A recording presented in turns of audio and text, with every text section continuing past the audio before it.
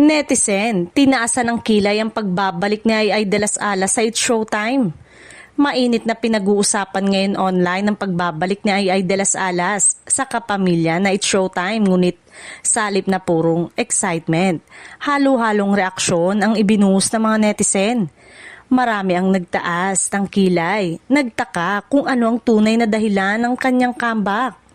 Matatandaang matagal nang hindi napapanood si Ay sa kapamilya at nagkaroon pa ng ilang kontrobersya sa pagitan niya at ng network.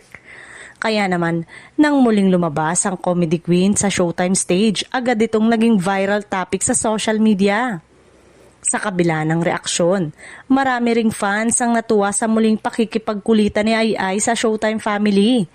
Hanggang ngayon, wala pang opisyal na pahayag kung one-time guesting lamang ito o simula na ng madalas na paglabas ni Ay sa show. Samantala, sa social media, iba-iba pa rin ang reaksyon. May mga natuwa sa moment na ito pero may ilan pa rin nagdududa kung tunay na maaayos na ang lahat sa likod ng kamera.